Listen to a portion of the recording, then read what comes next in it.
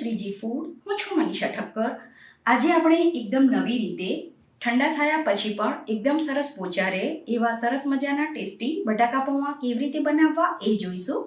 તો ચાલો આને બનાવવાનું શરૂ કરીએ. બટાકા પૌવા બનાવવા માટે એક મોટો વાટકો જાડા પૌવા લેવાના. પૌવાને પહેલાં ઘઉં ચાળવાના ચાણાથી ચાળીને સાફ કરી લેવાના. પછી પૌવાને પાણીથી 2 વાર સરસ રીતે ધોઈ લેવાના છે. હવે આ પાણી નિતારી લેવાનું અને ફરીથી એકવાર આને ધોઈ લેવાના છે. હવે આ પાણી નિતારીને પૌવાને કાણાવાળા વાટકામાં કાઢી લેવાના. પૌવાને કાણાવાળા વાટકામાં આપણે 5 થી 7 મિનિટ માટે કે બટાકા પૌવાની બીજી પ્રોસેસ કરીએ ત્યાં સુધી રહેવા દેવાના. હવે એક જાડા તળિયાવાળી કઢાઈમાં 2 ચમચી જેટલું તેલ ગરમ થવા માટે મૂકવાનું. તેલ થોડું ગરમ થઈ જાય એટલે સૌથી પહેલાં આપણે આમાં સિંગદાણા સાંતળી લેવાના છે. સિંગદાણા થોડા સંતળાઈ જાય એટલે આમાં થોડી રાઈ ઉમેરવાની. પછી થોડું જીરું ઉમેરી દેવાનું. પછી એક સમારેલું લીલું મરચું અને મીઠા લીમડાના પાન ઉમેરવાના. એક મીડિયમ સાઇઝનું કાચું બટાકું આમાં ઉમેરવાનું, જેને મીડિયમ સાઇઝના ટુકડામાં સમારવાનું. પછી થોડી હળદર અને સ્વાદ પ્રમાણે મીઠું ઉમેરી દેવાનું. ફરીથી આને એકવાર હલાવી લેવાનું છે. હળદર અને મીઠું બટાકામાં મિક્સ થઈ જાય એટલે આના ઉપર થાળી ઢાંકવાની અને થાળીમાં થોડું પાણી ઉમેરી દેવાનું છે, કેમ કે બટાકામાં આપણે પાણી નથી ઉમેર્યું. એટલે થાળીની ઉપર આ રીતે પાણી મૂકીને બટાકાને લગભગ 3 થી 4 મિનિટ કે બટાકા એકદમ સરસ રીતે કૂક થઈ જાય ત્યાં સુધી આપણે એને ધીમા ગેસ ઉપર કૂક કરવાના. પૌવાને બટાકામાં નાખતા પહેલાં આ રીતે હલાવી લેવાના અને તમે જોઈ શકો છો પૌવા પલળીને એકદમ સરસ આવા છૂટા છે.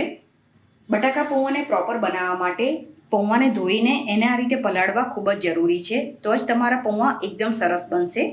સાથે જ બટાકા પૌવા ઠંડા થયા પછી પણ ખાવામાં એકદમ સરસ પોચા રહે એના માટે પણ હું તમને ખાસ ટીપ બતાવવાની છું. હવે બટાકાને ચેક કરી લેવાના. તો હવે આ બટાકા સરસ રીતે કૂક થઈ ગયા છે. બટાકાના જે ટુકડા છે એ સરળતાથી તૂટી જવા જોઈએ. તો બટાકા કૂક થઈ જાય એટલે આમાં થોડા ટામેટાના ટુકડા ઉમેરવાના. ઓપ્શનલ છે, ટામેટું ના ઉમેરવું હોય તો સ્કીપ કરી શકો છો, પણ ઉમેરશો તો બટાકા પૌવાનો ટેસ્ટ ખૂબ જ સરસ લાગે છે. હવે જે પૌવા આપણે ધોઈને રાખ્યા છે એ આમાં એડ કરવાના. હલકા હાથે આને મિક્સ કરી લેવાનું છે.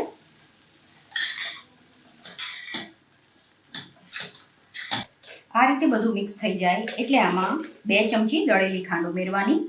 જો આખી ખાંડ ઉમેરતા હોય તો ટામેટાની સાથે એડ કરવાની અને ખાંડ ઓગળે પછી પૌવા એડ કરવાના.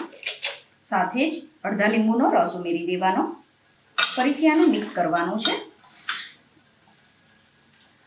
હવે બટાકા પૌવાને ઠંડા થયા પછી પણ એકદમ પોચા રાખવા માટે હું તમને ખાસ ટીપ બતાવવાની છું. તો એના માટે અત્યારે આ તાંસળાને સાઈડમાં મૂકી દઈશું અને બીજા એક વાસણમાં મેં પહેલાંથી જ પાણી ગરમ થવા માટે મૂકી દીધું હતું. પાણી વધારે નથી લેવાનું, ફક્ત અડધા ગ્લાસ જેટલું જ પાણી ગરમ થવા માટે મૂકવાનું છે. તો પાણી આ રીતે થોડું ગરમ થઈ જાય એટલે જે બટાકા પૌવાની કઢાઈ છે એ આના ઉપર મૂકી દેવાની. અને હવે આપણે આને ધીમા ગેસ ઉપર ઢાંકીને 5 મિનિટ માટે રહેવા દેવાનું છે, જેથી નીચેના વાસણમાં જે પાણી છે એની વરાળથી આ પૌવા એકદમ સરસ રીતે કૂક થશે. સાથે જ એ ઠંડા થયા પછી પણ ખાવામાં ખૂબ જ સરસ પોચા રહેતા હોય છે. તો તમે આ ટીપ જરૂર ટ્રાય કરજો. 5 મિનિટ પછી ગેસ બંધ કરીને પૌવાને ચેક કરી લેવાના. તમે જોઈ શકો છો એકદમ સરસ પોચા અને છૂટા બટાકા પૌવા બનીને તૈયાર છે. છેલ્લે આમાં થોડી સમારેલી કોથમીર ઉમેરી દેવાની અને આને થોડું મિક્સ કરી દેવાનું છે. હવે આ ગરમા ગરમ પૌવાને એક સર્વિંગ પ્લેટમાં લઈ લઈશું અને બટાકા પૌવાની ઉપર થોડી રતલામી સેવ, થોડી મસાલા બુંદી અને ઝીણા સમારેલા ટામેટા અને કોથમીર ઉમેરીશું. તમારે આની ઉપર દાડમ ઉમેરવા હોય તો પણ ઉમેરી શકાય. અત્યારે મારી પાસે દાડમ નહોતા એટલે મેં દાડમ નથી એડ કર્યા. તો તમે પણ આ રીતથી આ સરસ મજાના ટેસ્ટી અને છૂટા બટાકા પૌવા બનાવીને જરૂર ટ્રાય કરજો. આઈ હોપ તમને મારી આજની રેસીપી પસંદ આવી હશે.